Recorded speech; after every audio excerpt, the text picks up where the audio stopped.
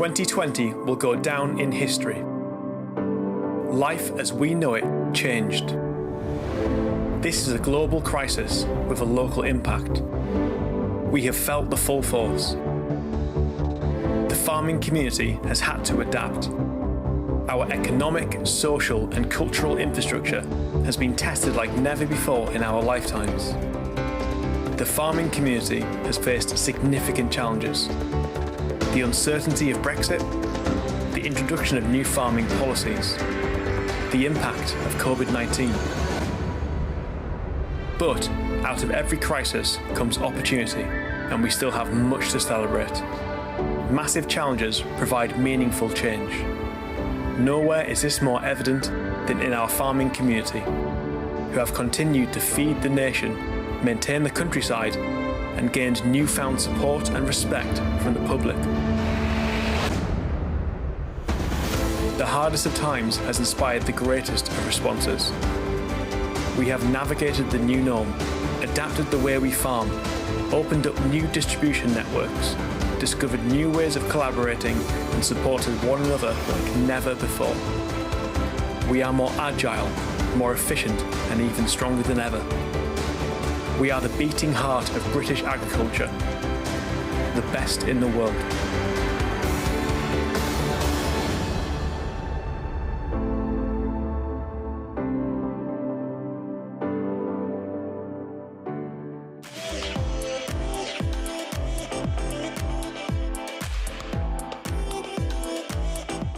Welcome to the 2021 Northern Farmer Awards. I'm absolutely thrilled that we could stage the award this year, because here at Northern Farmer we know what they mean to you all, and although we'd much rather be in a big room together, suited and booted at Pavilions of Harrogate, of course that's not possible at the moment. We were determined that the show would go on, and a huge thank you to the sponsors who backed us and the hard-working team behind the scenes who made today happen. It really is no mean feat pulling all this together, although I don't pretend to understand the technology that makes the magic happen. After a year when COVID has kept us apart, it's more important than ever to bring people together to honour you, our passionate, dedicated and innovative Northern farmers, and celebrate your many achievements. I may be biased, but you truly are the best in the business. So much has been said and written about the challenges of the last 12 months, but unprecedented doesn't even cover a year when it was legal for your sheep to get a haircut and your cattle a pedicure, but it was against the law for you to do either.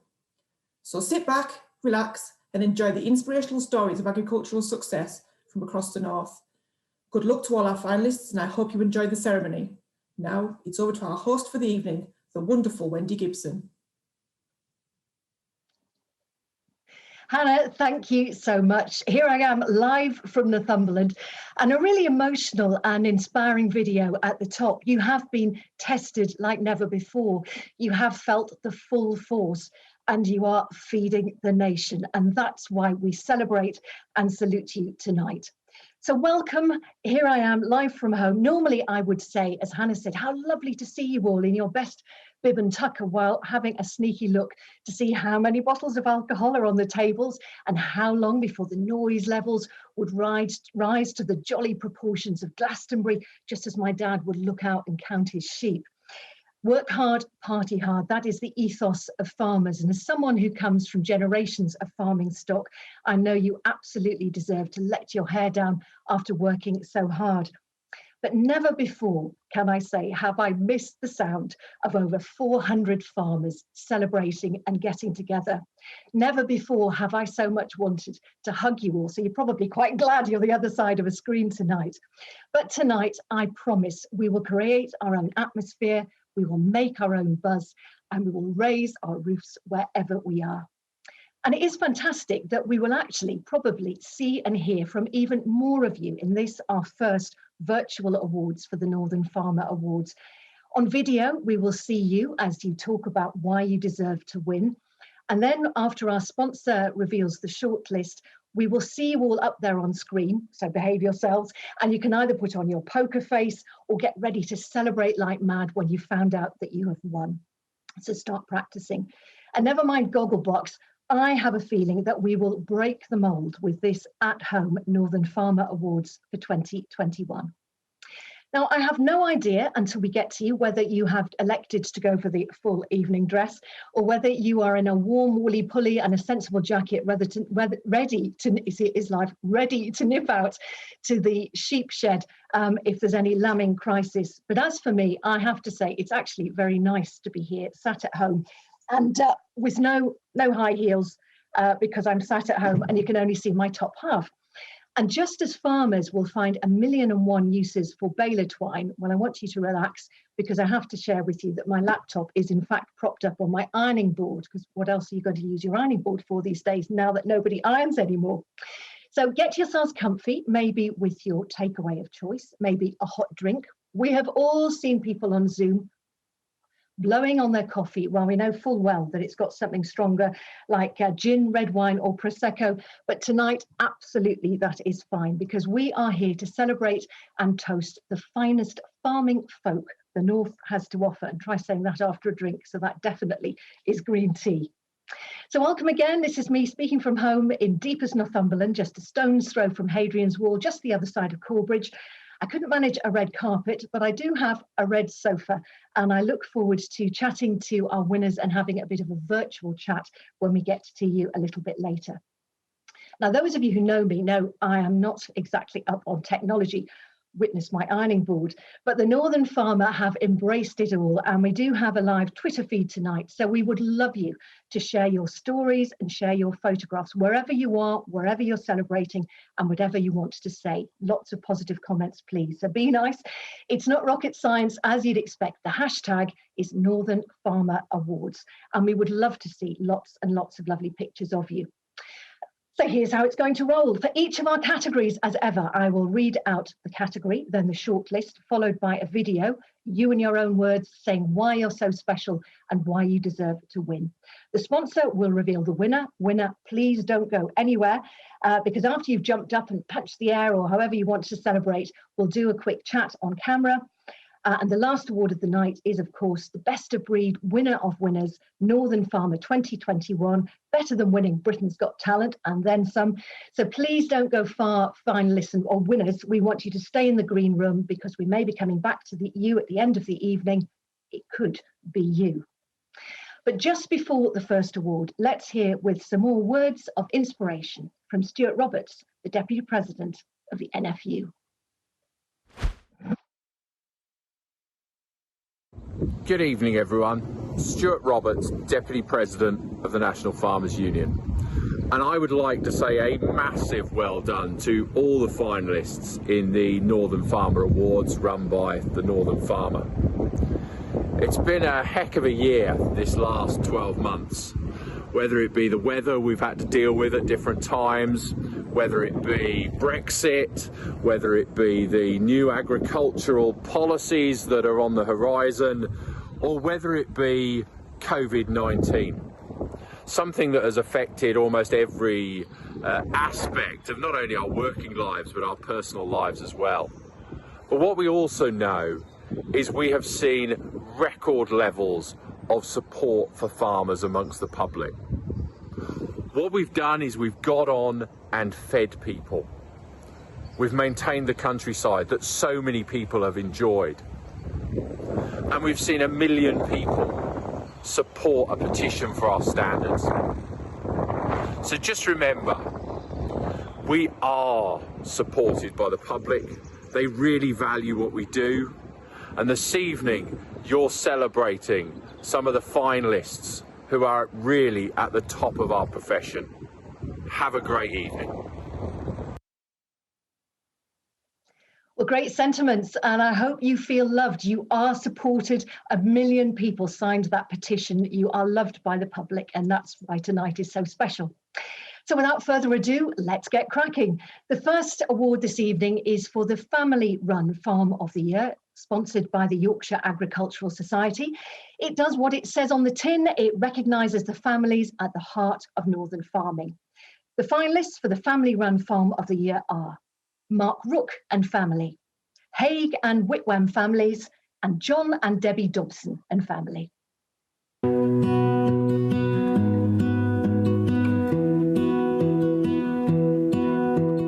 Hello, I am John Dobson. Welcome to White Kirkley Farm. We are a family farm who have farmed here for 5 generations, dating back to 1850.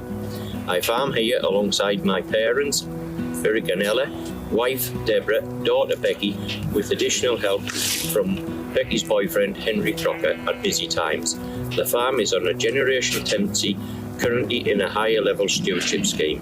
Hi, my name's Becky Dobson, and here at White Kirkley we farm 1,600 breeding ewes. This consists of 300 Swaledale ewes put to the Swaledale tup, producing replacements for the flock. We then have 900 Swaledale ewes crossed to Blue-faced Leicester crossing type, which the lambs of these are sold mainly private at home, with 50 of the best being sold at Barnet Castle Auction Mart. We then have a flock of 400 commercial North of England meal ewes, which are crossed to the Texel sires. These lambs are all sold deadweight. We farm 110 Suffolk cows. These consist of Limousin Cross and British Blue Cross cows. We buy replacements as in-cow heifers or heifers and calves to the best quality which we can find. Bulls on the farm are 2 Limousins and 1 British Blue. We sell the store cattle between 10 and 12 months of age through Barnet Castle Auction Mart, with some going on for show potential.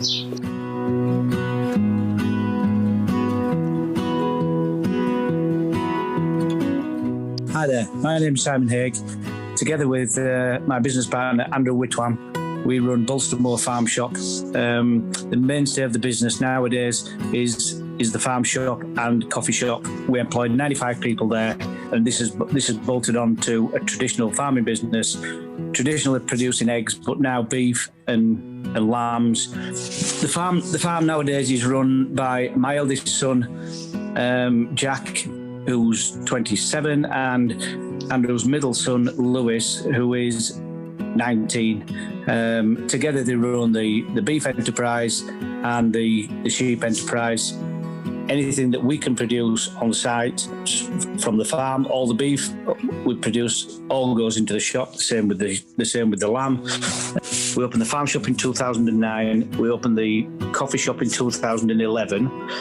Since then, we've almost doubled the size of the farm shop, and we've over doubled in size the coffee shop, now making us 150 seats. Andrew and I have three boys. 3 of them are already in the business. So we're hoping that the future for us is that, the family carry on with the strength of what we're already doing, and who knows, in the future we may look towards another site.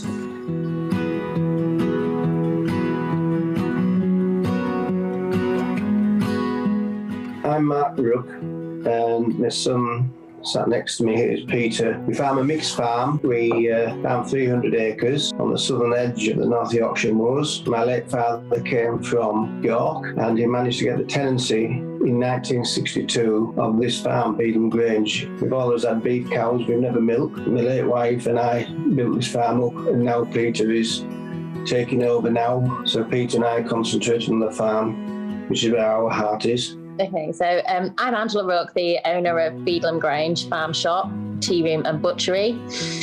This is Penny, our farm shop retail manager. The farm shop opened in 2007 by Mark Rook, my father-in-law, and Jenny Rook, my mother-in-law. Peter and I took over the business in October 2020. So the business comprises of a butchery counter which sells our own homebred Limousin beef, as well as local pork, game, chicken. All the products that we sell, we really carefully select from mainly local suppliers. We employ 28 members of staff, all from the local area.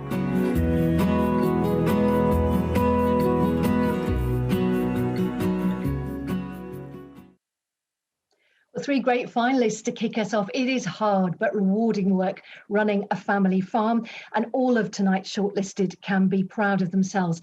Let's hear then from category sponsor Charles Mills, show director for the Great Yorkshire Show, and won't it be great when that returns, to tell us who has won. Hello, I'm Charles Mills, the show director for the Great Yorkshire Show. And the winner of the Family Run Farm of the Year award is the Haig and the Whittam family.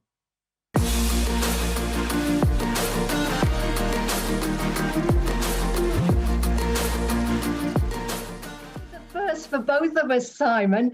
Many congratulations. How does it feel there? Yeah, it feels great. Thank you very much. A little bit of a surprise. We've won lots of awards. We've won lots of awards over the years, mainly for the things we've done in the farm shop. You know, all the produce that we produce. You know, pies and sausage, all homemade and things like that.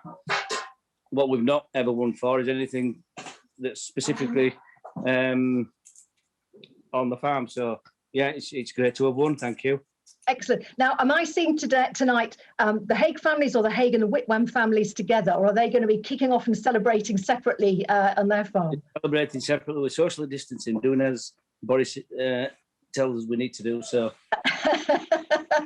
Well, we can just imagine. Now, there is something special about families working together. I come from generations of that. How do you make it work with two families? Because your dads work together, now you work together, and then there are further sons and other members of the family working together. There are. I think one of the secrets is possibly two different characters there, which complement one another, and it's all teamwork, isn't it? Well, it sounds it. I love the fact also that you reach out to the community. You sponsor, obviously not happening at the moment, but you sponsor a local cricket and football team, and you've even got a Baptist church, and you had some play groups going on there. You absolutely involve the public. And I presume that you're feeling the love from the public in terms of when you can get out there with your farm shop and your click and collect and deliveries. The public have supported us. We're not a very large community here. So, you know, to support a business as big as we've got that employs 95 people, we need to very much rely on a lot of visitors coming to the area. And before we opened the farm shop, there's a pub in the village, and that was it. You know, so the local people that have supported us, they're very much in, you know, allowing these visitors to come and everything else. So we just put our little bit back into the community as we thought was the right thing to do. Well, many congratulations to you. I suspect there'll be some quick phone calls and texts going on now between the two families. Thank you for speaking to me tonight. It's a joy and a pleasure. Thank you very much indeed. Thank you very much. Okay. Thank you. Okay. Well, Anna, it all worked. Next up tonight is the Farm Manager of the Year, sponsored by Mole Country Stores, which has been occupying a big part of my living room this past week or so. Managing a farm or estate has become ever more challenging, never mind COVID. So this is our shortlist of finalists that recognise that. James Todd, Matthew Emmett, and Bevis Jordan.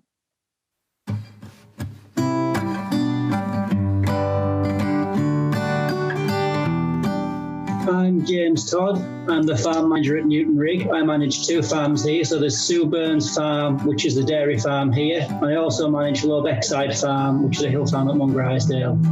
The main focus of both farms is to provide educational resources for the students here. The farm itself is 184 hectares in size. Most of it is in a rotational cropping.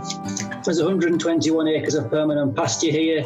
In terms of the farm itself here, we crop winter wheat, 5-year grass lays here. And we also grow about 70 acres of maize here as well under plastic.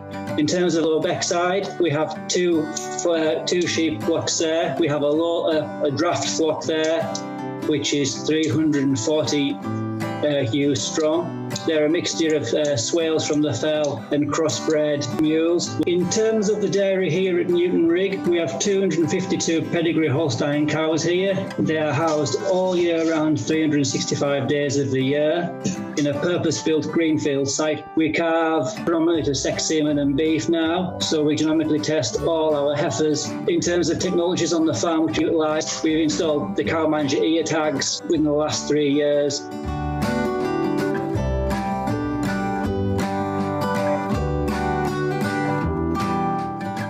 Bevis Jordan. I manage a upland / hill farm in Northumberland, 14,000 acres with sheep and cattle on it. My main cattle breed is a Limousin Cross Cellaire. This seems to suit does suit our type of ground that we have here. It produces a good quality calf to sell on. The sheep side of things, we are a Swaledale flock. I have recently started to cross them with a Scottish Blackface to produce a slightly better carcass, a good quality end product that will meet buyers' demand. I was born in the south of England. My father was a shepherd. My grandfather was a shepherd, wanted to specialise in shepherding. So I moved from the south of England to Northumberland. I am now the farm manager for Whitfield Estate, and I have been here 26 years. When I came to manage this estate, my emphasis was on building up better quality sheep, better quality cattle, make everything sustainable, improve all the handling systems, improve as much as the pastures and the land that I could. The whole premise of managing the estate farm is to be efficient in what we do. Manpower is limited to 2 people, but the whole point of going forward is to streamline all the operations.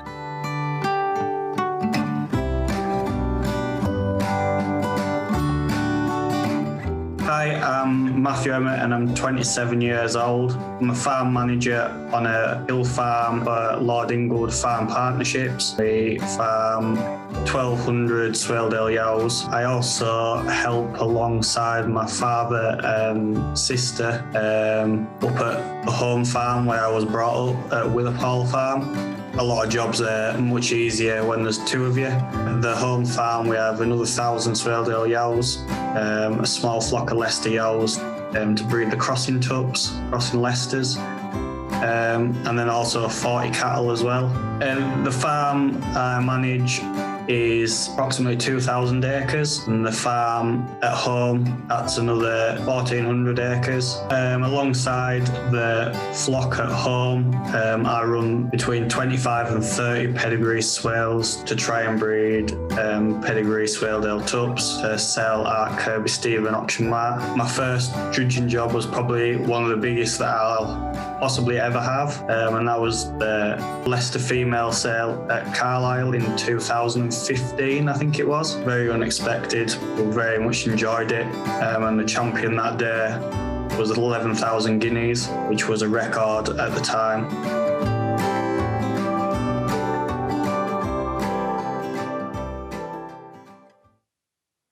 Well, it is hard work being a farm manager. 3 great candidates, all with amazing qualities.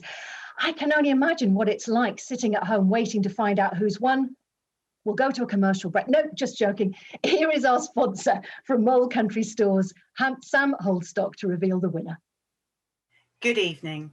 Mole Country Stores are delighted to sponsor the Farm Manager of the Year category. Congratulations to all of tonight's finalists.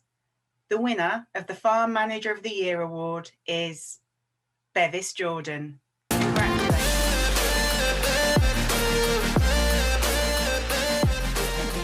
Bevis, that really was a look of surprise. I have to say, I haven't been stalking you, but I did put you in Google Maps, given as you're quite close to me, about 35 minutes down the road.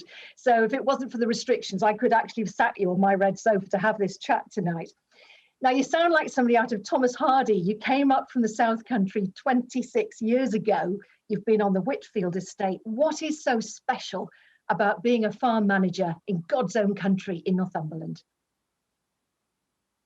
The main thing is it's such a big livestock area. Very good quality livestock, very good quality managers, shepherds, farmers, and it's an honour to be put at the top of them tonight, to be honest.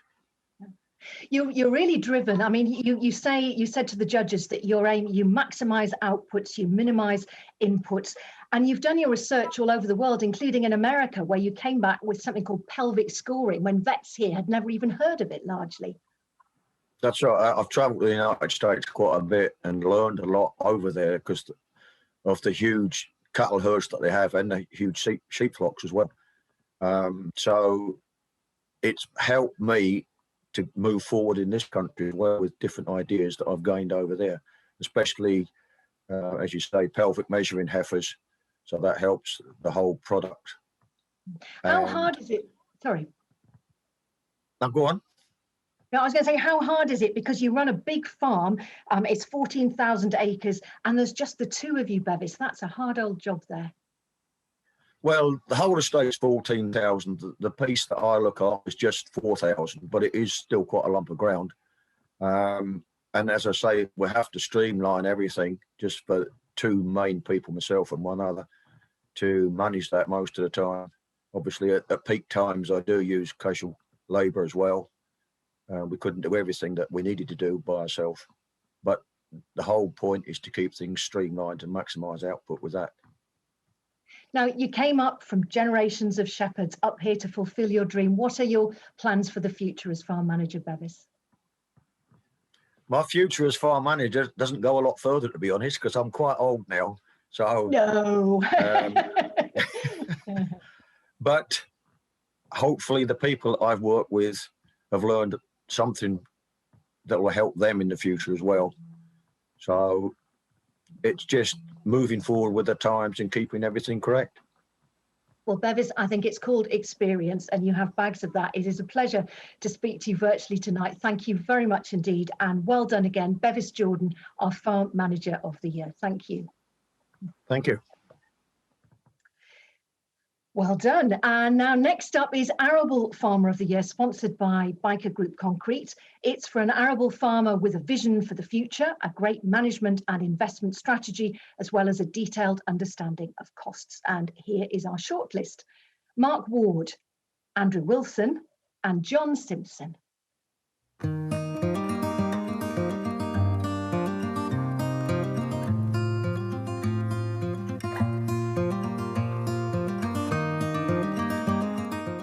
I'm John Simpson. I'm Farm Manager at Newfields Organics, Fadmore, North Yorkshire. The home farm's 200 acre, and then we rent another 100 acre. Down in Fadmore village we have a farm shop. The farm is a mixture of arable and livestock. The main enterprise on the farm is vegetables and potatoes. We grow roughly around 25 to 30 acre of both vegetables and potatoes. So we grow everything from carrots, parsnips, beetroot, 3 different sorts of cauliflowers, 10 different sorts of cabbages, sprouts, everything. If anybody wants anything growing organically, we'll have a go.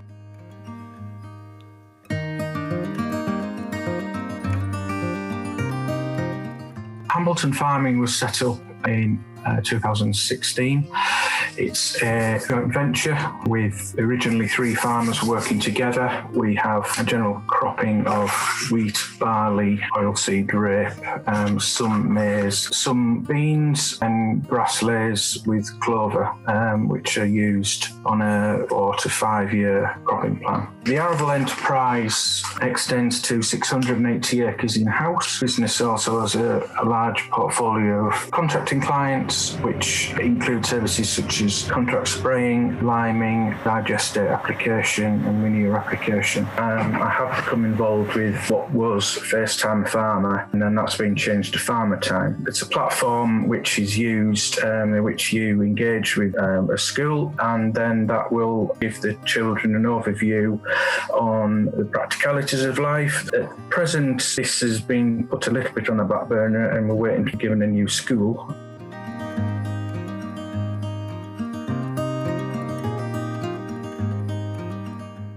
Yeah, I'm Andrew Wilson. I'm 44. I'm a tenant farmer of Castlelower Estate, and I've been for quite a long time now. Our family first became tenants of the estate in 1926, so coming up to our centenary.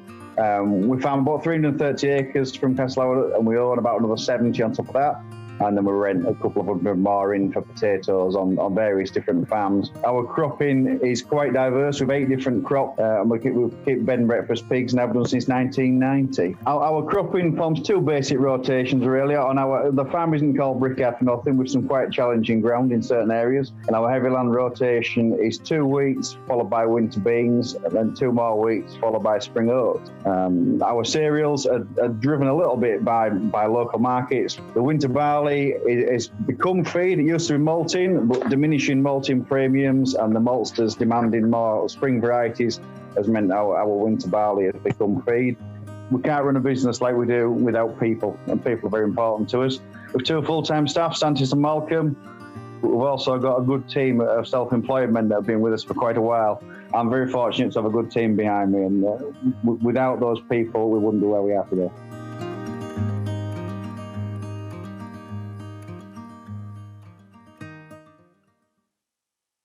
Well, you are amazing on camera, and it is wonderful that you share so much about the people that support you, because farming, more than any other profession, I think is all about the people and the working together. Well, I'm glad it wasn't me who had to pick the winner, but I know a man who was. The sponsor of this award is Biker Group Concrete, and here is the eponymous Sam Biker. Congratulations to all of tonight's finalists. We are delighted to sponsor this award. The winner of Arable Farmer of the Year award is John Simpson.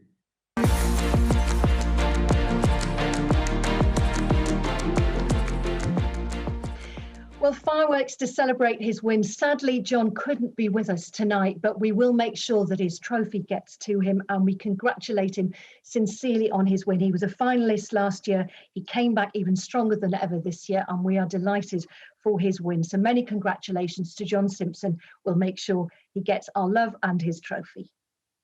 Now then, Dairy Farmer of the Year, supported by Elsie Longtown Lely, is our next award, and it always holds a special place in my heart as someone who comes from generations of dairy farmers, and my dad himself was a spectacular dairy farmer, although I do say so myself. It recognises a forward-looking dairy farmer who knows where he or she wants to be in 5 or 10 years' time and how they'll get there. So here is our fine shortlist: James Todd, Phil Berry, and David, Margaret and Jenny Booth.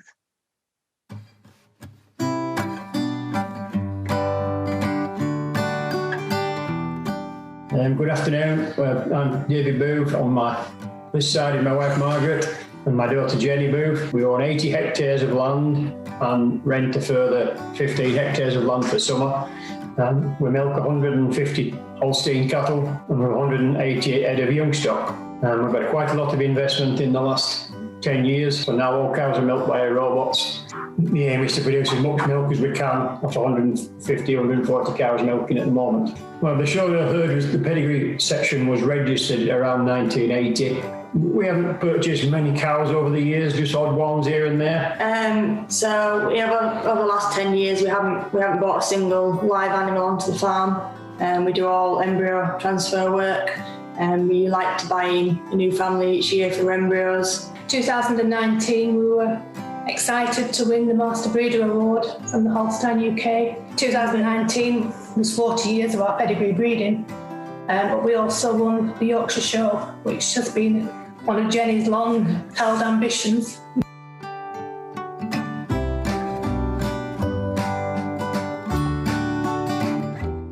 I'm James Todd. I'm the farm manager at Newton Rig. I manage 2 farms here. So there's Sue Burns Farm, which is the dairy farm here, which is a lowland farm.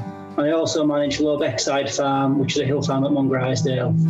The main focus of both farms is to provide educational resources for the students here. The farm itself is 184 hectares in size. In terms of the dairy here at Newton Rig, we have 252 pedigree Holstein cows here. They are housed all year round, 365 days of the year, in a purpose-built greenfield site, which was built in 2016. Fed a fully TMR ration, which is a targeted yield at the feed face of maintenance plus 34 litres per cow. We calve all year round. We calve predominantly to sex semen and beef now, so we genomically test all our heifers and focus the genomics onto them, along with a selective number of cows. So in the last 3 years, we've increased milk sale volume by 400,000 litres.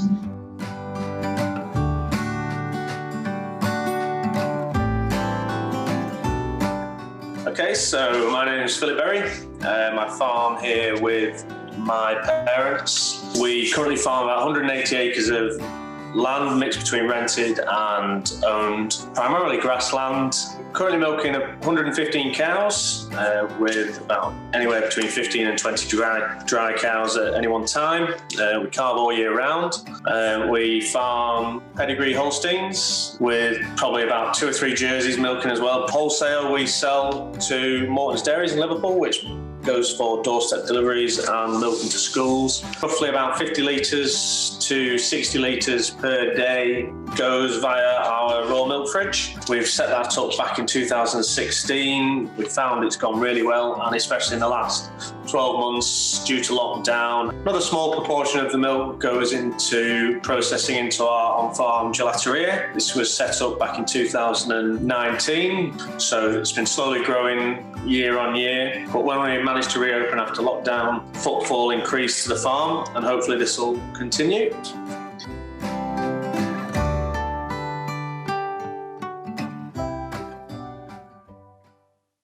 Well, ask any dairy farmer. It's hard work, the margins are narrow, and that's why you have to be so clever and so innovative, and that's what we heard from all of our finalists. So who has won? Well, with his virtual golden envelope, let's hear from David Henderson of LC Lely Longtown, our sponsor. Hello, ladies and gentlemen. I'm David Henderson, Managing Director of the Lely Centre at Longtown. I'd like to congratulate all of tonight's finalists. We're delighted to be sponsoring this for, I believe, the 6th year. And the winner of the Dairy Farmer of the Year is David, Margaret and Jenny Booth. Congratulations.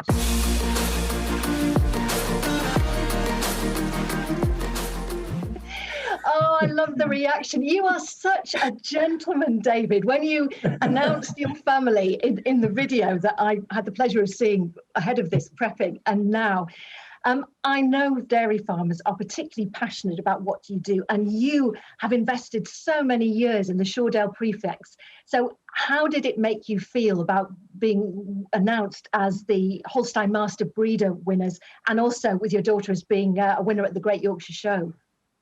Oh, it's fantastic. All these years we've been breeding good pedigree cattle and aiming to get to the top, and then you get the Master Breeder and winning the Yorkshire Show really puts the icing on the cake. You know, we've been attending the Yorkshire Show for years and thinking, will we ever have a cow to win? Will we ever make it, you know? We came very, very close the year before, and then it happened last year. Well, it's 2 years ago now, isn't it, nearly? So we still have the trophy, and we still have the cow that's there. So it's been, you know, it's in its 2nd year as a Yorkshire Show champion. It's amazing. I love you say that. I love the fact that you say you recognise the fact that bulls come and go, but cow families are important. And you've had all of these strains, the Shoredale, Mandolin, Pamela. And if I've got it correct, the Shoredale Mandolin, Pamela II, which is something of a mouthful, 146,000 litres of milk in her lifetime. And she's still living a wonderful life in her retirement with you. Dairy farmers know how to look after their cattle, don't they? Their cows. It is, yes. It's 18 years, just gone 18 years old in December, and she lives in with the dry cows now, living a life of luxury. Don't think it'll ever leave, really. I don't know when it'll ever leave the farm, really. Oh. Well, it's lovely to hear from you all. Well, let's hear from your wife and daughter now. How do you feel? Because it is very hard work making a living out of dairy farming, isn't it? Why do you love being dairy farmers? I think for me, it's just working with the cows every day. I couldn't do anything else other than work with the cows and see the cows every day. It's an honour to actually be up for the award. Never mind winning it. It's just We're just a farming family with 4 daughters that are all very keen on dairy farming, and it's a great place to bring up a family. It's a lovely way of life. Well, I'm delighted to meet you. It's been wonderful to read all about you. You have another trophy there to go with all the many trophies you've got, and good luck for next year. Fingers crossed. Great Yorkshire Show as well. Lovely to meet you. Many congratulations. Our dairy farmer winners of the year, the Booth family. Thank you so much. Thank you very much. Thank you. Well, what wonderful finalists and winners we've had so far. And it is your determination, your grit, your passion and your compassion that have been writ large this year. And boy, have we needed it. During the most challenging of circumstances, Northern farmers have really got together. You have fed the nation and you have inspired. And that's why these awards are so important. And that's why the organisers and the people behind the Northern Farmer were so keen for these awards to go ahead tonight, not as we normally are in the pavilions of Harrogate with that lovely hubbub, but all together in our homes, our sheep sheds, our barns, or wherever, because we wanted to shine the light on you and to say a huge thank you. I'm going to get quite emotional, but a big thank you for everything that you do. And somebody who also wanted to say a big thanks and share his words of encouragement is somebody that you will know very well. To add a little levity, he brings lambs into the world every day. Sometimes you will see him with his hand up an alpaca's bottom. He is a man who brings his wit and wisdom to the veterinarian sciences, and that proves that is definitely green tea and not a drink, because you couldn't say that after one. He is, of course, the fabulous Peter Wright of Channel 5's Yorkshire Vet.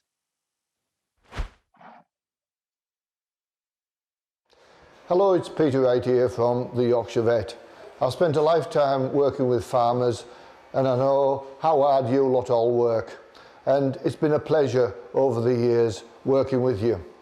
This year has been a particularly difficult period for everybody, and I'm not just talking about COVID, I'm talking about Brexit, and I'm talking about how farmers have to diversify and adapt really to survive, and survive they do. British agriculture is by far the best in the world. I've said this on many occasions, and I genuinely believe it from seeing it firsthand.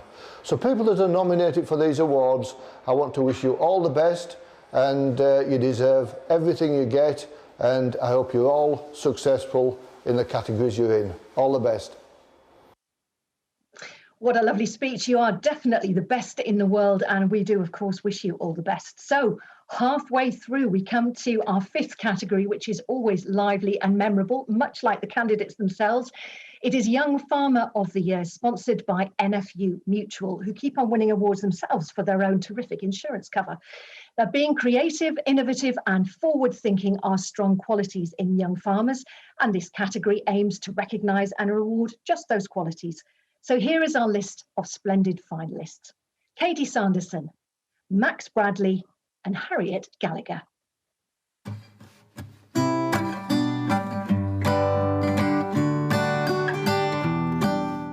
Hi, I'm Harriet, and I'm the Assistant Dairy Manager at Newcastle University's Nafferton Farm.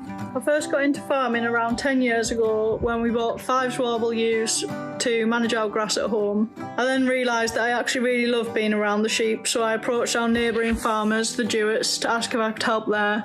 They taught me everything from lambing, calving, making hay, working hard, everything in between. And whilst working there, I went on to do a degree at Newcastle University in agriculture. As assistant dairy manager, I support the manager in all aspects of running the dairy herd. I'm also involved in all the day-to-day operations. I'm part of the management team who's responsible for the farm strategy. Our current farm strategy is to move from an all-year-round calving pattern to a split autumn and spring block calving pattern. It is also our aim to produce 5,000 litres of our milk from forage. Outside of work, I also have my own flock of sheep, which started with 5 Schwalbes about 10 years ago and slowly built up numbers. I now have a lot of North of England mules, which have been tupped with a Texel this year, and I also have some blue Texels as well. I aim to manage the limited amount of land I have available for the sheep to be as productive as possible for the flock, and so that I can maintain them and the land in an efficient and sustainable way.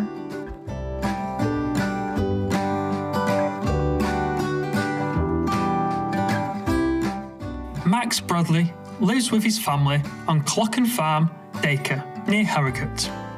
The farm, 120 acres, is all grass which is used for grazing, hay and silage production. On the farm are 42 sucklers with following and a flock of 240 brooding ewes, plus replacements and a few tups. Max owns around 40 sheep himself, which run in with his dad's sheep. Max's are mainly Schwalbes and Schwalbes ex-Texels. He keeps a few lambs for his own flock and sells the rest, ploughing his money back into farming investments. Max is just 17 years old and left school this year. He's always preferred to be out on the farm with the animals and machinery, doing practical work rather than based in a classroom. Now he has left school, Max is working several days a week on other farms. The remainder of his time is spent working at home with his dad. Max is very concerned about the bad publicity farms and farmers get about the environmental issues, particularly in regards for caring for wildlife and the contribution of methane to global warming. He wants to concentrate on building his flock and breeding quality progeny. Over the next year or so, he wants to undertake some day and short courses, which will give him practical qualifications without going to college. He also wants to gain more machinery-based experience. Max knows his future is in agriculture, and he will continue to work hard towards improving the farm at home and also any other farm he works on whilst taking on any local courses available to him.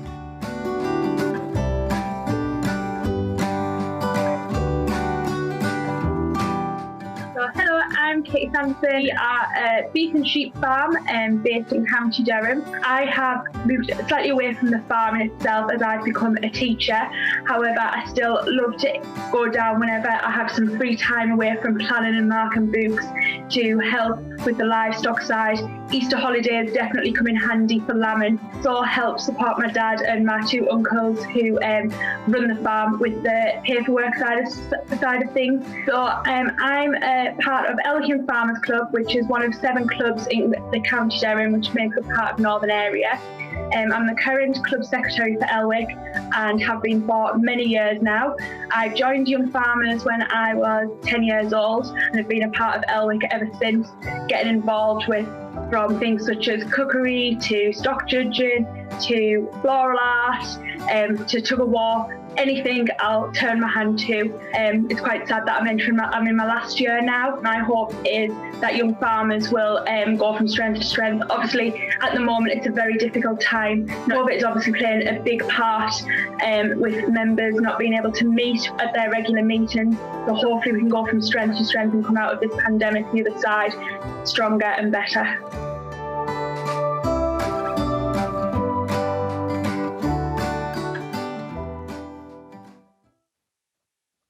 Stronger and better, wise words from the future of farming, our young farmers, with talent by the bucket load. So well done for making tonight's shortlist. And here is our sponsor, Kevin Braithwaite from NFU Mutual, to put you out of your misery waiting to find out. Hi, I'm Kevin Braithwaite, Sales Development Manager of the NFU Mutual. I'd like to congratulate all of tonight's finalists, and we are delighted to sponsor this award. The winner of the Young Farmer of the Year award is Max Bradley. Congratulations.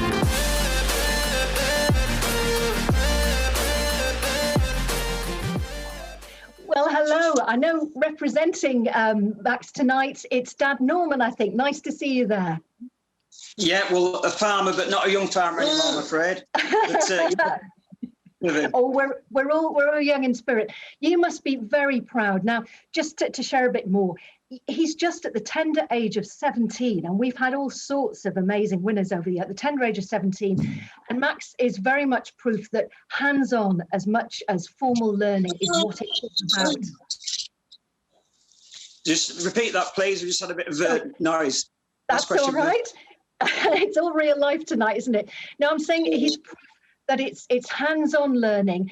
Max was very keen to learn at home, to learn on the farm, and to learn at other farms. It's hands-on learning that's really done it for Max. That's what gets through to him.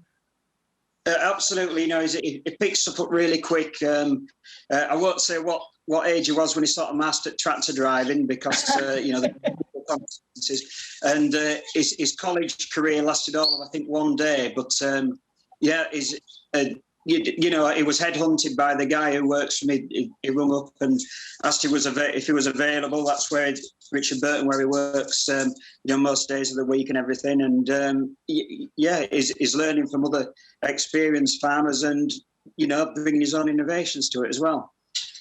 He's full of ideas. He's got his own flock of sheep. Swarbles seems to be the breed of choice tonight. We're very much hearing about that, and he's even been involved with some sheep racing and put his own slip on, his own feel on that, with extra hurdles and shedder doors and so forth. Yeah, that's it. Yeah, things. You know, when you've been farming for quite a while, you sometimes just do things because that's what you always did, and then someone said, "Well, we should have a sheep race because that made things easy." And then you think, "Well, how do we manage without that?" You know, and same if you bought a post knocker to save all that backache and, you know, swinging sledgehammers about to get posting. So yeah, it's brought some good, you know, a bit more modernness to the family farm. Now, he's also been embracing, again, with the hands-on side of things, how to use and master different types of farming machinery. How's that going? Yeah, good. You know, it's quite modest about it, saying he doesn't think he'll really go out doing any, you know, contracting with his post knocker, but all the fencing that he's done looks good enough to me, and he's done a bit for friends and family, like, and it it all looks spot on. He's had no complaints so far. Okay, and can you give us a news update? Now, I know he had to put his driving test on hold because of all the pandemic. Is he due to sit that this year? And we're keeping our fingers crossed and we wish him all the best for that. Well, thanks very much. We'll have to wait and see, because every time there's a lockdown for 1 month, his driving test seems to go back 3 months. So, yeah. I think that's the one down thing of tonight. I can't really give you anything bright about that. Hopefully maybe by May or June, something will progress through. Well, we'll keep our fingers crossed. You are justifiably proud. We send our love and our congratulations to him, a very young farmer, Max, at the tender age of 17, and your trophy will be with you very shortly. So pass that on to him. Thank you very much, and lovely to speak to you tonight. Thank you very much. Thank you.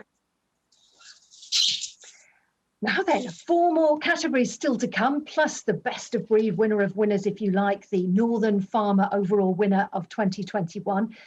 Diversification, though, is next up. It is in your DNA, finding new and successful ways to spread risk, grow your farm, and ensure its long-term future. Our Diversification Award is sponsored by Harrowell Solicitors. Thank you very much for that support. And here is our shortlist: Chris Stockdale and family, Laurie Jo Sharp, and Jamie Wood.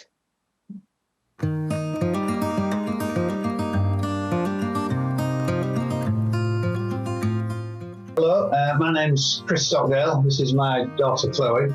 We're a family partnership made up of my brother and my father and my mother. We came here in 1953 to a tenanted 150-acre farm. We ended up buying it in 1981.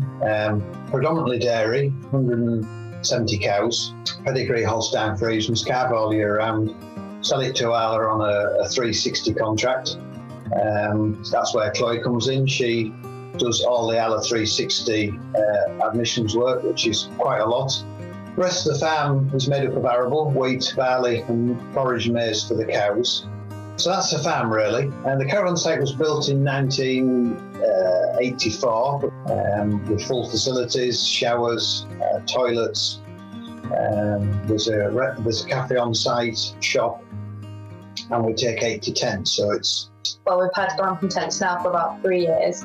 And this year we're expanding to 4. My brother John, who was never really interested in farming, and my dad decided we'll buy a digger and do a lot of the groundworks ourselves. And that has now led on to Stockdale Construction, which employs about 7 men, and he does all groundworks. And then his son Ben, he's into fabrication, so he started BS Fabrication, and he makes farm buildings, anything really, and he employs about 7, and he's put probably 200 sheds up since he started about 2 years ago. So it's really taken off and filled a bit of a gap. So those are the 4 businesses that have all just come off the back of the basic farm originally.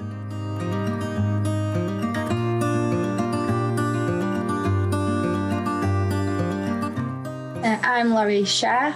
I live at Carswood, and we have a small herd of Hereford cattle alongside some sheep. And then I also have gone into an enterprise of milking sheep. I decided to expand into cheese making as I saw it as an end product for my milk. At first I was producing milk for another farm. Sadly, I lost that contract, so moved my plan forward to produce cheese to get an end product production.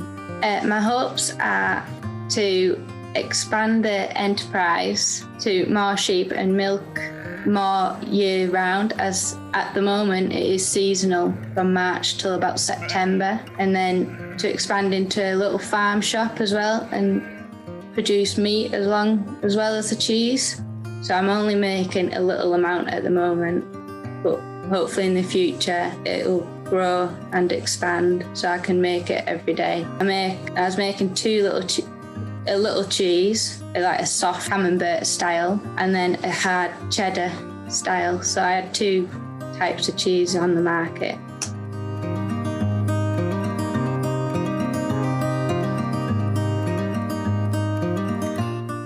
Hi there, my name's Jamie Wood.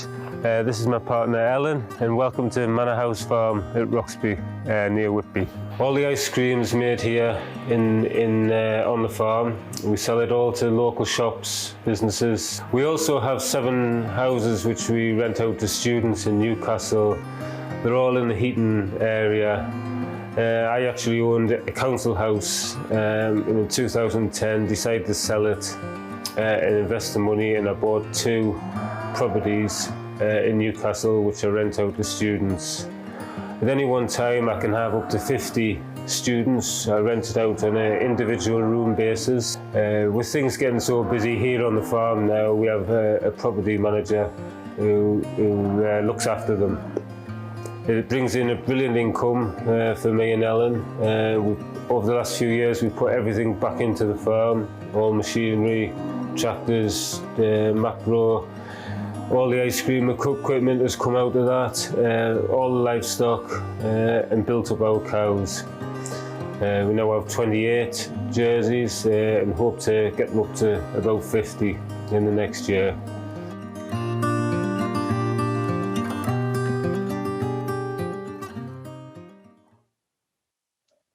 Well, I know as well as our normal audience that we'd have at the Pavilions of Harrogate, thanks to the big message that went out in the DNS Times and the Northern Farmer Supplement, lots of the general public are watching tonight. And as if we didn't already know, it just shows farmers are smart cookies.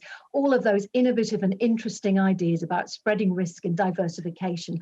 I'm really glad I didn't have to choose who the winner was, but I know a man who did. It's Paul Birkinshaw from Harrowell Solicitors.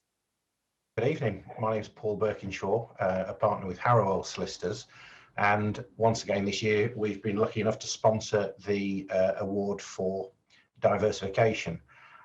Once again, fantastic submissions made this year by all parties concerned, so congratulations to you all. But this year's winner, I'm happy to announce, is Chris Stockdale and family.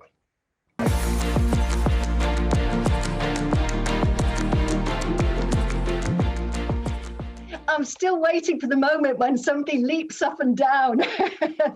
Well done, Chris Stockdale and family. It's a great story. Now, I remember back in the 70s and 80s, it's going to date me, going camping was a miserable experience. Sometimes slightly better when you went abroad and it was sunny. Your campsites look amazing and you've always been ahead of the curve. I mean, underfloor heating in the showers, for goodness sake. But spreading risk, that clearly seems to be the secret of what you're doing in your diversification clever plan. Yeah, we're very mixed businesses, no doubt. And it was all father's foresight back in early 80s. And he started with a little CL caravan park with 5 vans on it.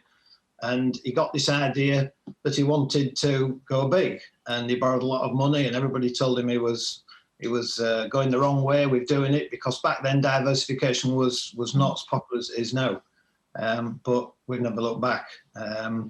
And 30 odd years later, here we are, and we've had to sort of reinvent the wheel again, and we've ploughed a lot of money into it in the last 5 or 6 years, and put us right up to date with facilities and everything. So I hope you're going to really deserve to really benefit from the bounce back once people can start going out and holiday at home. You've got those amazing glamping bells. You've got fabulous facilities. Have you started to get calls from people wondering about when they can book and come and see you later on in the year? Yes, we certainly have. Since Boris made the announcement early on this week, my wife's been sat in front of the computer absolutely non-stop. So it's good news at last. Let's just hope things go the right way when the dates don't get moved forward. Now, I also like the fact you very philosophically, and a lot of farmers, I would say, are philosophical. It's in the DNA. It's evolution. Every business sort of spawns the next one.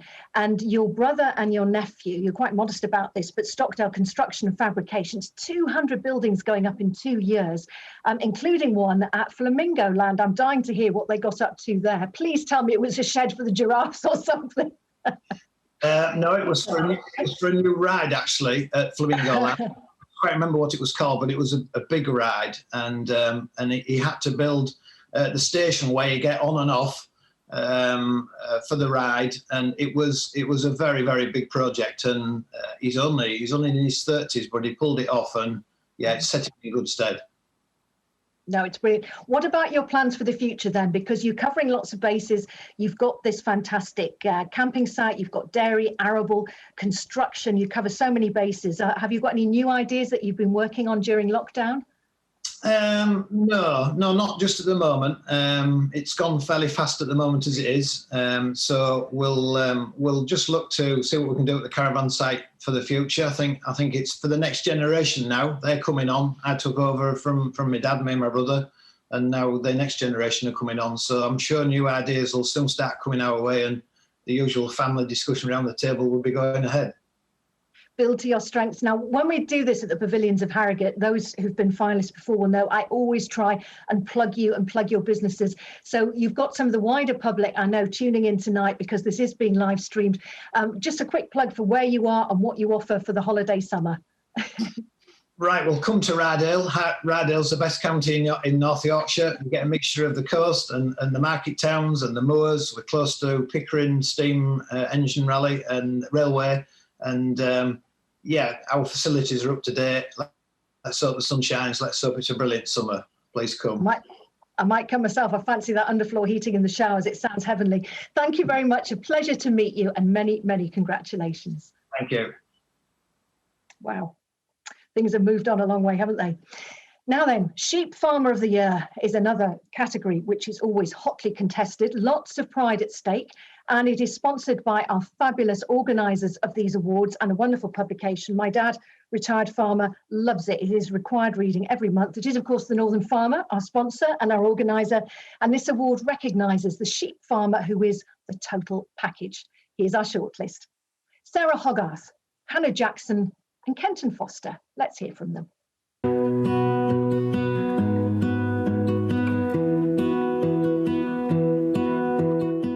So I'm Hannah Jackson, also known as the Red Shepherdess. I started farming, it would be coming up to 8 years ago. I was born on the Wirral and I was complete townie. I was in the Lake District with my family like we did every year at Easter time. We were on a walk and then I just saw a lamb born right in front of me outside, and it was just a light bulb moment. So the farm consists of just short of 250 sheep at the minute. This year we managed to get our hands on another 35 acres and we've pretty much kind of trebled the size of the flock, which is really exciting for me. This year we'll be recording for the first time with a Shearwell handheld, just so we can get some actual kind of data on the flock and start using the science and all that side of things more, which I really, really miss. In terms of the contract shepherding, that's how I first started off when I got into the farming world. I wanted to go to as many different farms as possible, work in as many different systems as possible, so I could just kind of soak everything in like a sponge. So all our lamb on the farm, we box and we sell direct to the public, and obviously I was that person who was on the other side of the bridge who didn't know where their food came from whatsoever, and now I'm the person that produces the food and really wants people to understand and support British farming.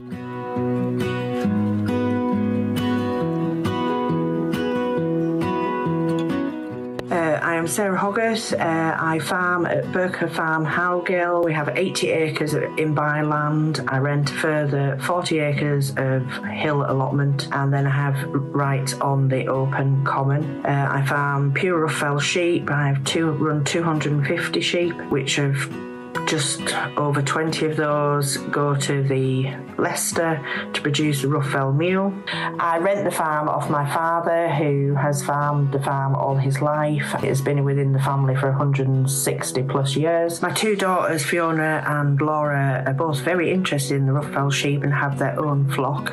They've had quite a bit of success over the years through the showing circuit, and they love nothing better than to be able to show their sheep. My husband, Paul, he's a builder but helps when we're busy. I'm quite heavily involved with the Ruffell Sheep Society. We show Ruffell sheep through all the local shows. Obviously this year we haven't been able to. Last year I entered the Westmorland County Show and managed to win the Best Hill Flock first place. I showed my draft yows at Kendal Show this year and got second and third place with them, and I got first place with my pen of 10 Ruffell shearlings.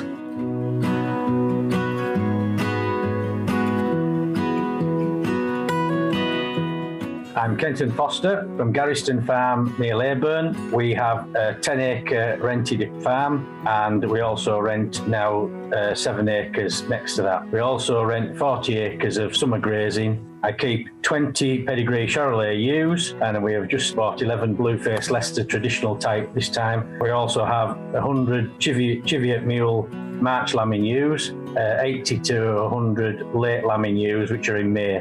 This fits around my business, going around the farms and placing the lambs lamb and cattle grader, putting them into Dumbia at Preston. The Wensleydale show, we haven't done so much this last year with COVID being on, brought on a new initiative for youngsters to bring them on in the Dales, and we are offering a bursary this next coming years. We really need to get hold of the technology because I want to do recording of the new flock. The only other technology I use is a hydroponics grass unit, and that is fed to our ewes just before lambing. We've been trying to find a small holding or a farm better situated for us. My partner and I were hoping to have such as lambing holidays or bringing the public onto the farms without a lot of stress to the animals, but getting public involved.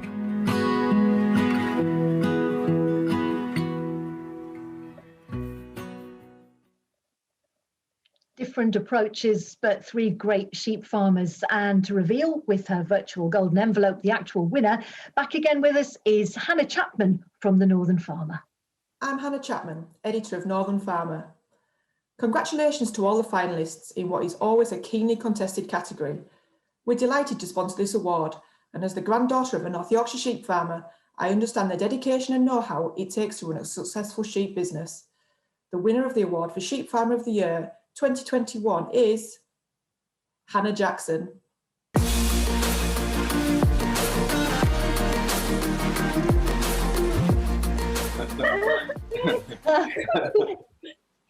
Hannah, congratulations. I see you got the memo about wear sparkly frock tonight. Yeah, we're turning it up tonight. We are. Hannah, you are amazing. I cannot believe you are only 28, and in 8 short years as a shepherdess, you've done more than many people would do in a lifetime. Are you going to give the Yorkshire Shepherdess a run for her money? Oh, well, I think I'll definitely leave Amanda to her 9 kids because I don't want to have that many. But as long as I can keep making a good big name in the farming industry, I'll be more than happy. Now, have you come back up from Herefordshire? Because you have been busy. I mean, having started from scratch with that Damascene moment, you were there on the Wirral, you were a townie, you saw a lamb being born in the Lake District, and you thought, right, that's my light bulb moment. I'm going to look after sheep. And since then, you have been in great demand with your shepherding skills all over the country. So are you busy lambing at the moment? Yeah, so it's been a month solid busy lambing 1,000 ewes. So I literally came up this afternoon to kind of be with the family to celebrate the Northern Farmer Awards, basically. And yeah, we start lambing our own sheep on the 12th, and then I lamb another 1,300 in April. So it's busy. Well, I hope there's no emergency calls tonight and you have to go out in the posh frock, but we'll hope that doesn't happen. Now, there's a lot to talk about seriously about you. You soak up experiences like a sponge. You have so many enterprises. You embrace a clothing range, which puts back in. You have a book, you're on social media, and you're very much about supporting mental health. And that's something that really impacts farmers. Which is the one that you're most proud of? And I have a feeling, I think I'm probably going to know the answer. It's really hard. I think the biggest thing for me is really pushing the mental health thing. And I think when you come from outside the industry, it's a lot more easy to see those kind of situations. Hold on, dog's running around.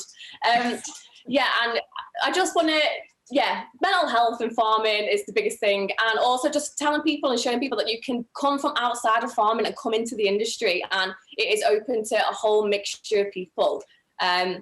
Yeah, that's the most important thing, I guess, and to just follow your dream. Yeah, well, you are absolutely the poster girl for that. Let everybody know, because you're very big on social media. If people want to follow you and find out more, because you're in the community with your boxes of food, you're all about connecting. And I say you are the perfect bridge from having come from being a townie to being embraced and being a new shepherdess yourself.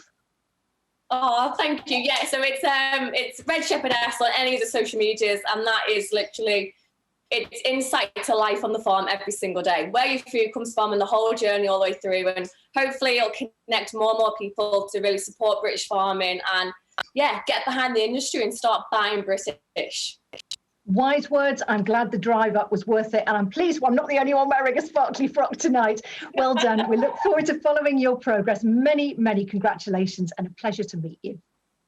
Thank you so much. Wow. What a person, 28 years old, our sheep farmer of the year, Hannah Jackson there, amazing. Now then, another fiercely contested category is Beef Farmer of the Year, sponsored by S&A Fabrications, recognising a beef farmer with a clear vision for healthy livestock for breeding, rearing and finishing, coupled with a strong grassland and forage management strategy. The finalists for Beef Farmer of the Year are Alan, Lorna and Lucy Jackson, Tom and Di Harrison, and Robert and Wendy Phillip.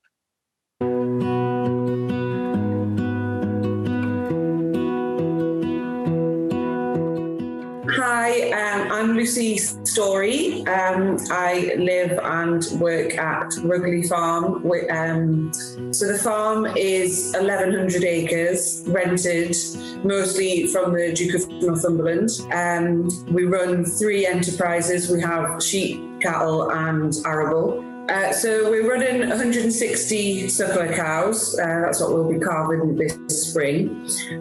We do have a few Aberdeen Angus, about 20 Aberdeen Angus in there, but the majority of them are stabiliser breed. Dad started breeding stabilisers back in 2003. He got his first embryos. I absolutely love working with stabiliser cows. They've got an extremely good temperament, low birth weight, so easy calving.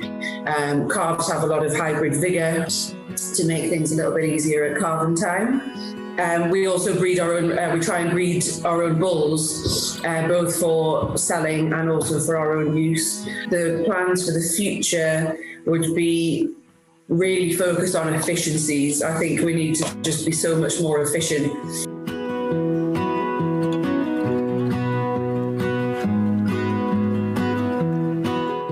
Hi, I'm Robert Phillip, who farms at Green Farm in Hellifield with my wife and a great deal of assistance from we farm Highland cattle.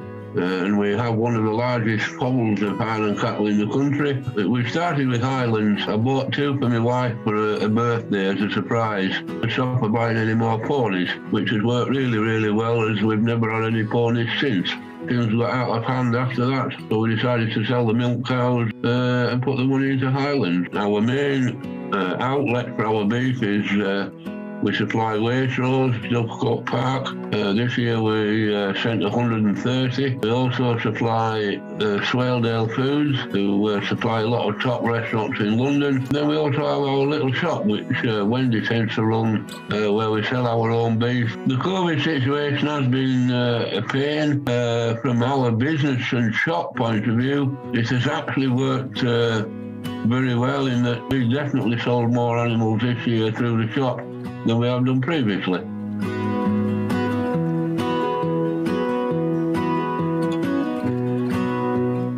Morley Herd started 10 years ago, and it's based at Eltringham Farm, where we farm 250 acres of mixed arable, grass and some scrubland and woodland. The 50 cows, we're running all pedigree, all registered, producing bulls for both the commercial and pedigree market. Every female that leaves the place is halter broken and almost show ready. Our first big major success was in 2017. A female we bought as a yearling heifer, Coley 1 Pippa 356, and we put her in the show ring as a senior heifer, and she took the show ring by storm that summer, winning numerous Supreme Championships, with the pinnacle being a Royal Highland Show Hereford Champion. Since then, we've had so many successes of our own breeding. Our hard work in 2019 was rewarded with us being awarded National Show Herd of the Year.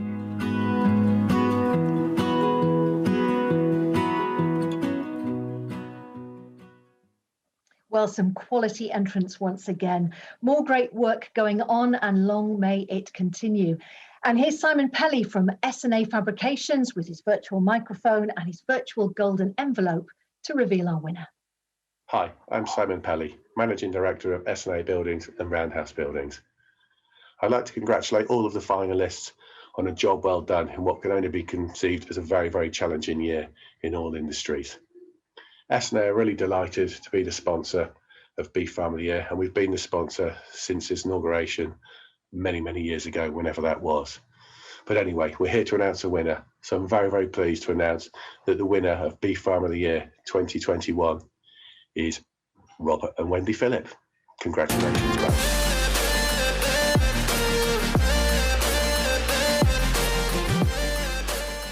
Robert and Wendy, it is so good to finally meet you. I have the pleasure, as I say, of looking through the judging packs and seeing the films. You old romantic, you. Well, first of all, what have you got against ponies? But then you bought 2 of these Highland cattle for your wife all those years ago, and the rest, as they say, is history. You're now one of the biggest Highland beef cattle producers. What a wonderful thing to do. And I would say, 2 Highland cattle. Yes, we've bred very well of those 2. No, it's just been a dream, really, how it's all worked out. Never, ever thought that we would end up where we are now, just with having those 2.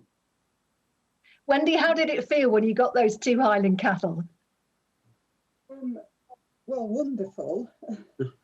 I just used to like going out in the field and homing them every day, never realising that it would grow into the business that it has, and also opened up a completely different lifestyle for us, being involved with the Highland Cattle Society and travelling all over the place to shows and sales and judging and it's opened up a whole new world. Yeah. I've been all over the world because of Highland cows. What is so special about them?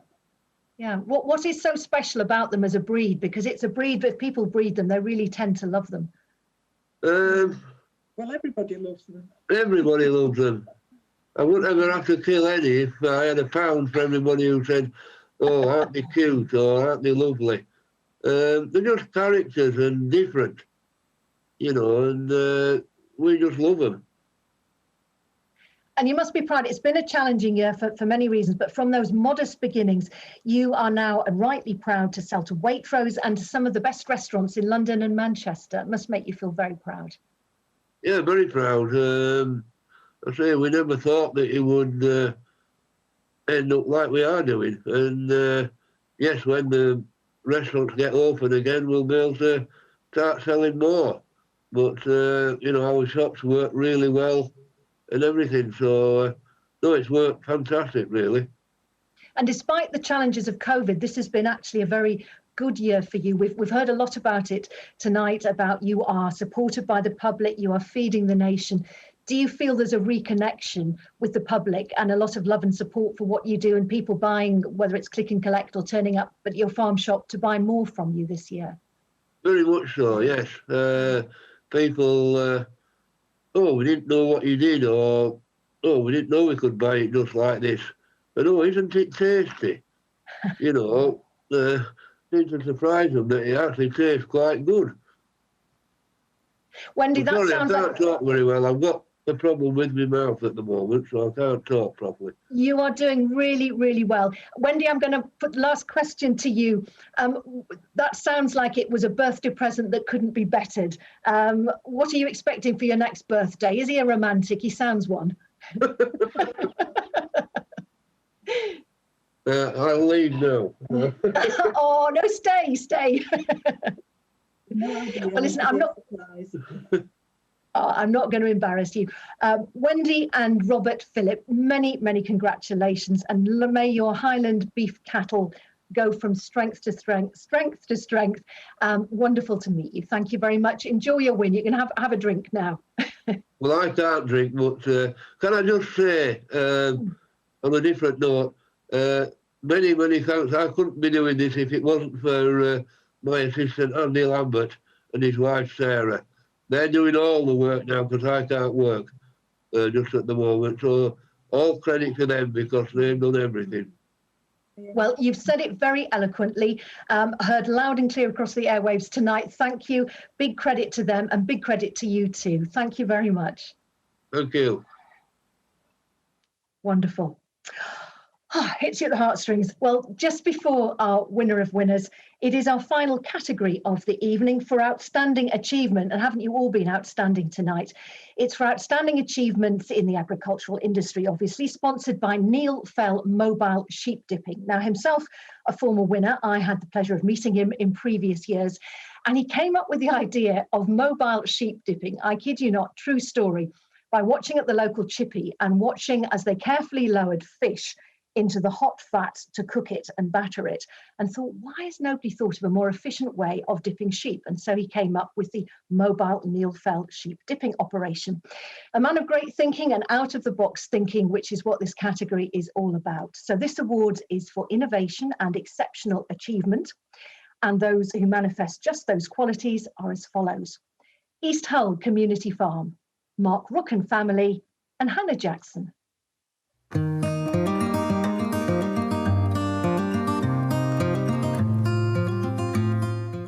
So I'm Hannah Jackson, also known as the Red Shepherdess. I started farming, it would be coming up to 8 years ago. I was born on the Wirral and I was complete townie. So the Red Shepherdess, it originally started off as I needed a name on social media for people to remember me by. Social media played a big, massive part of my progression in the industry. It opened a lot of doors for me. We launched the Red Merch, which was a whole heap of kind of clothing range, but also had like a meaning and a message with it at the same time. So we've got like the real everyday, and then we did the Team Red because that's what me and my dogs are, and then we did the big one, which I'm really proud of, which is the Farm Strong range. So Farm Strong, anything, it can mean anything, but mostly as well your mental health. It was about 10% of the profits for all of the Farm Strong gear all went to the Farm Safety Foundation for them to tackle and do more work with mental health in the industry. So I think just from the launch alone, we raised £500. So I'm super excited to see where that's going to go. Yeah, mental health's a big, massive thing. We want to do it as much as we can to push it, and that's why we've really pushed the Farm Strong thing now. At the minute, we're working with the Farm Safety Foundation, but we hopefully want to then start using other mental health charities that solely focus on farms as well, and try and do as much as we can helping them as well. So hopefully the ball keeps rolling and we keep creating more and more of a wave and talk about it, and hopefully mental health will just be as normal as physical health and we'll all be talking about it openly.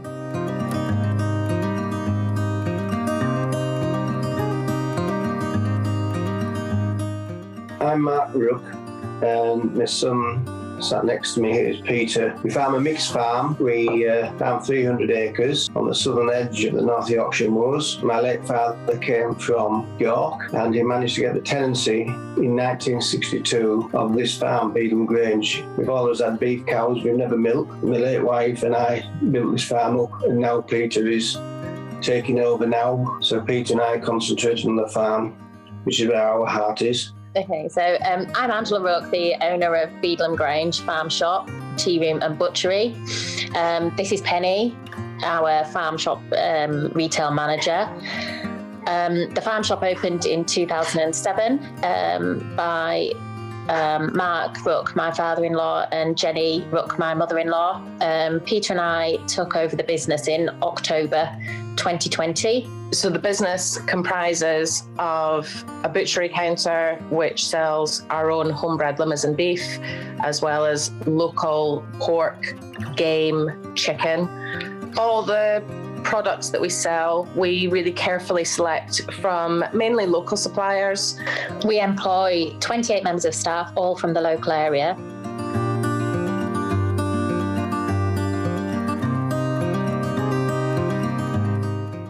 My name's Colin Dixon. I'm the project manager at East Hull Community Farm. East Hull Community Farm has been on the go for about 26 years now. We're not a conventional farm in that we don't produce food.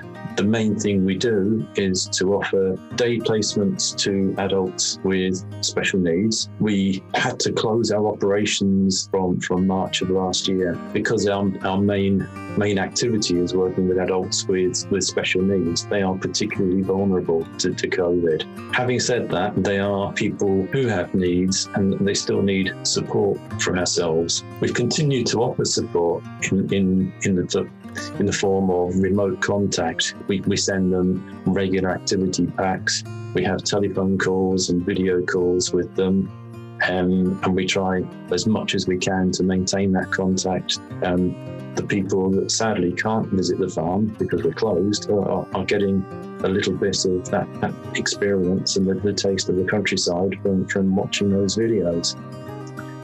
Fortunately, our local authorities continue to support us. We are a charity, and we are dependent on making money to keep ourselves afloat. Clearly, our main hope is that we can get back to something approaching normal operations again and be able to have, first and foremost, our special needs adults back to the farm so that we can care for them in-house.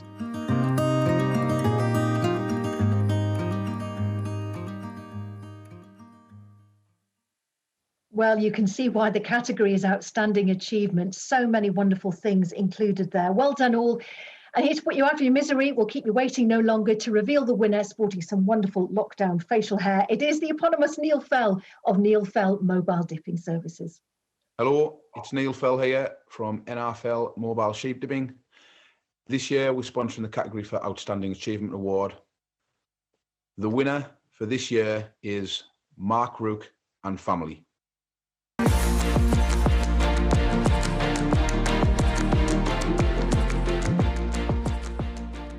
Mark, it's lovely to see you, and actually I can see all the different households there. The extended family is very much a family supported win, and I feel sure we saw a wonderful photograph of her in the piece, that your wife Jenny, who was such a driving force behind so much that has happened, will be very proud of you all tonight.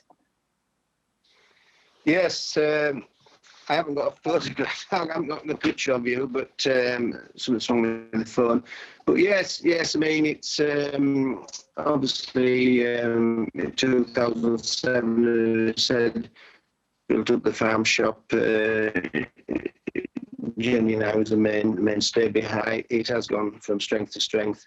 Peter and I, our son, is now we're concentrating on the farm, which Peter loves, and yeah, I mean, it's just lovely that it got built up to where it is to this day. Now the daughter-in-law Angela has taken it on, and I'm sure we're all very proud, and Jenny especially looking down on us. Absolutely. Now we can see Jenny and Peter there as well, and I was very jealous actually watching in the film earlier on. Gorgeous kitchen, and it's not surprising because you cover so many bases with the livestock, the butchery, the restaurant, the B&B, interior design, wonderful colours there in the kitchen, and a unisex hair salon. Couldn't we all do with some of that? Spreading the risk must have been an important thing in your enterprise there on the farm. Yes, well, it was. I mean, we just seemed to take life as it came along.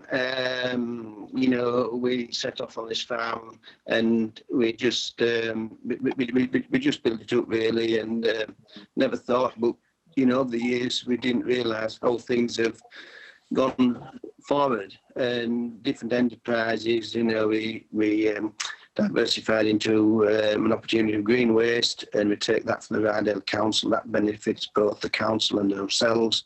And having a beautiful farm with lovely old buildings, it was the thought of this diversification into the farm shop, primarily obviously to sell our own limousine beef, and that's what we're promoting strongly.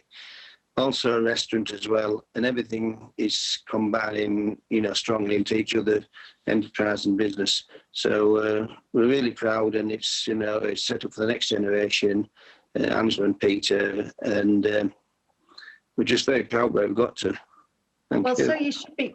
We can see Angela and Peter. We've had just a tiny few technical problems. Can we hear from you, Angela and Peter? Can we hear from you tonight? Yes, brilliant. Excellent. Many congratulations.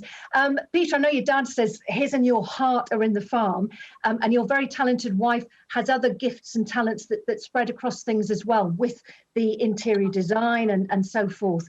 What are you most passionate about going forward, And do you see great hope as things are lifted with the loosening of lockdown, because you spread risk so beautifully?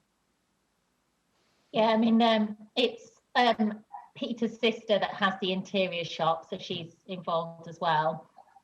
But yeah, I mean, with the farm shop, we've made huge changes because of COVID, which was sort of planned within the next 5 years. But it's just sort of driven us to do it sooner, really. We just thought, well, you know, take the opportunity now while we've got the restaurant side of things closed. We're currently building a lot of internal stables in the fold yard so we can have heated areas. We've changed the whole shop layout to create more space for it to feel safer for people. So yeah, we're just looking forward to being fully open, I guess. And oh, it's on its way. Wonderful. And going back to Mark, I mean, you employ nearly 30 people in the community, and I suppose that's being repaid now because it's the public. We see you again. Wonderful. The public's coming back to you to buy from you, and really, as things are lifting, I can see sales going much higher there too. Yes, that's right. I mean, obviously, since 1st of October, it's Angela is running the business, renting it off us, and yeah, I mean, as Angela says, we have this opportunity, even though COVID is a terrible situation, we have this opportunity to do these changes and get ready for hopefully the big opening and someday this summer. So yeah, I mean, it's really gone well, and I'm just really pleased where we've got to at the moment. Well, so you should be. So Mark Rook and family, and I know, as I say, tribute to your wife Jenny as well, a wonderful and very well-deserved win, and lovely. And we did get through to you all finally, so thank you for your patience and thank you for being there, and I hope you've been enjoying your evening with us. Yeah, thank you very much. Thank you. Well done. Thank you very much. Well, we are almost there, and thank you for staying with us throughout these historic virtual Northern Farmer Awards for 2021, our first virtual awards here. And the Northern Farmer would like to say from the heart, very sincere thank you to all of our sponsors who've also been so important this year and who wanted to get on board and carry on supporting our fabulous Northern farmers. Thank you to all of you also for entering, whether you were finalists or winners. Often it was so close, and you have done so well to be here. So I hope you have a drink to hand, maybe a cup of tea. There's my good old NFU mug, or something a bit stronger as we get to our final award of the evening. It is the big one, the Northern Farmer of the Year 2021 Best of Breed Champion of Champions. And it is selected from all the winners tonight in a secret ballot by our fantastic judges. The award goes to the person they feel has made the most impact on the industry. And when you've heard all the stories tonight, you will see why it was such a difficult decision. Really, really glad I didn't have to make it. It's presented by our principal sponsor tonight, Mole Country Stores and Sam Holdstock. And Mole Stores, of course, Mole Country Stores have been supporting British farming for 60 years now. As a family farm, all generations work really hard to ensure that our calves get off to the best possible start. I help educate children about where their food comes from and the fact that British producers have the highest standards of welfare and production in the world. Whatever the time of the year, there's always work to be done. We work with farmers every day and offer our support to help make their businesses more profitable and sustainable. I get up at 6 a.m. every morning to milk my herd of dairy cows. We house our cows in high welfare buildings designed for cow comfort and use technology to help efficiencies. We are farming. We are farming. We are farming. We are farming. We are farming. Good evening, everyone. For the past years, we have at these awards spoken about the uncertainty being faced by British agriculture in terms of political change, Brexit, farm finances, and of course the weather. But few, if any of us, would have anticipated the events of the past 9 months. A global pandemic that has brought significant disruption to business, heartache to families, and the inevitable uncertainty to our economy. We have all been forced to do things differently, to do things virtually, and I am delighted that we've been able to continue this celebration of Northern farming online. Despite the shadow of COVID-19, which loomed over 2020, I believe that the past 12 months have shone a spotlight on the importance of British farming and a refocus on the core principles of food production, which has the opportunity to shape both political and household beliefs and behaviours long into the future. Food security hit the headlines back in March as supermarket shortages and subtle rationing was experienced for the first time since wartime generations. Consumers questioned food provenance and sought to shop locally to support local retailers and services. But of course, some things in farming remain reassuringly constant. The incredible resilience of rural communities to support each other through adversity. Such stories have been uplifting, and evidence of some superb community enterprises shone through while judging some of the finalists we have with us tonight. Mole Valley farmers were proud to celebrate this with our Country Heroes initiative late last year and hope to widen that appeal into the coming year. The need for farmers across the country to respond to irregular and exceptional weather patterns remains a constant, as we continue to see farming communities supporting fellow farmers when such adversity destroys forage stocks and threatens livelihoods.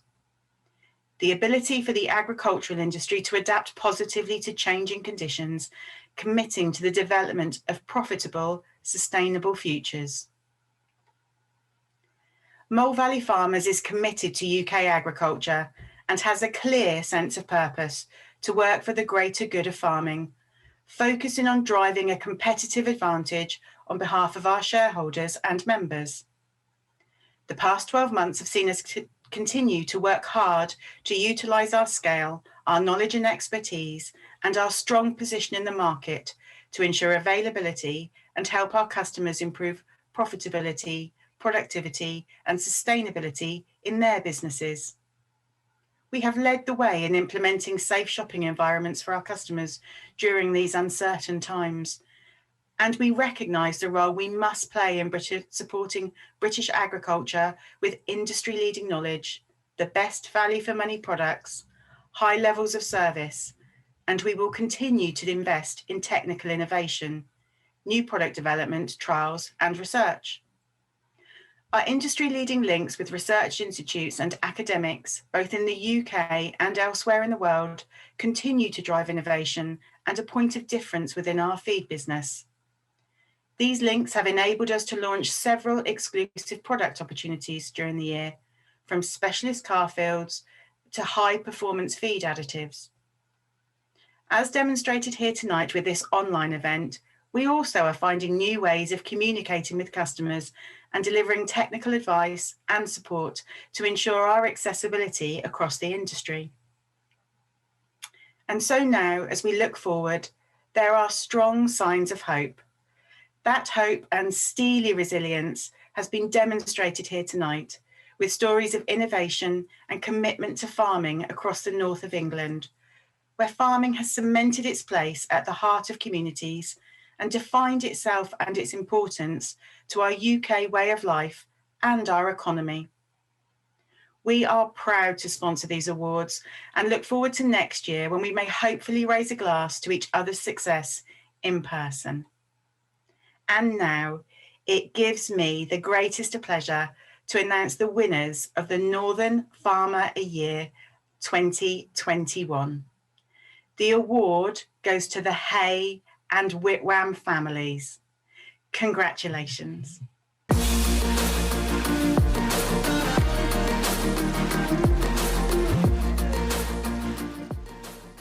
Wow. Many congratulations. I'm hoping you were able to make a telephone call from the beginning of our awards. Obviously, they didn't know this was coming up, but one win already under your belt and now a second tonight. How do you feel? So twice the effort from two great families equals an overall winning, or two winning families, Northern Farmers of the year 2021. Yeah, I'm absolutely gobsmacked, to be quite honest with you. Yeah, to say somebody just nominated us for it, which is an accolade in itself. You know, someone else obviously thinks we're doing a good job and got a fabulous business there. Well, you have a fabulous business, two great families. Just elaborating and sharing with everybody watching and listening tonight. Already you massively expanded the coffee shop and the farm shop, and obviously that's going to be able to be doing great business again, we hope, very shortly. You have plans you were talking about in some of the wider videos for a new site and possibly even expanding into an orangery. Is that still on the cards? A menagerie. Orangery. Orangery. Oh, yeah. The orangery. Yes. Yeah, we've got the plans. We've got the plans passed for it.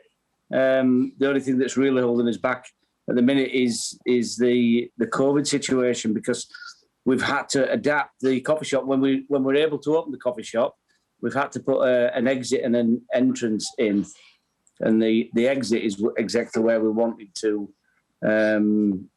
Sorry, the entrance is where we wanted to put the new building. So the plans are passed, everything's in place, ready to go. We're just waiting for the COVID situation to change. Yeah, well, it sounds like it's going to get better this year. It can only get better. So it's good to have those plans in place. We often ask the overall winner, what words of advice would they pass on to the next generation? Because you've already won as Family-Run Farmers of the Year, and here you are as Northern Farmers of the Year. What would your advice be, and how optimistic are you about the future? Yeah, very optimistic. And the advice is follow your dreams, work hard, and it works. You've got to have a go. You don't win them all, but if you win a proportion of them, you'll win. It comes from the heart, doesn't it? It obviously does. A pithy, succinct way to round us off. And I love that film that led us into it. We are farmers. You are farmers. You are extremely strong. And it'll be great. I know it'll be distanced, but I suspect there'll be a socially distanced Hagan Whitwam family party sometime perhaps over the weekend or just virtually over Zoom. But well done to both parties. Extremely good. And many, many congratulations on your win. Thank you very much. And just thank everyone that's helped us along the way as well, with the staff and anybody that's involved with us, that's supported us or whatever. We can't do it without anyone else, So it's a win for everybody, really. It sounds like it, and just reiterating, as you said at the beginning, you are so into the community, sponsoring and backing your cricket team, your football team, and with the local playgroup in the Baptist Church. So it obviously is a well-supported win, and many, many congratulations. Thank you very much. Good stuff. Yeah. Thank you.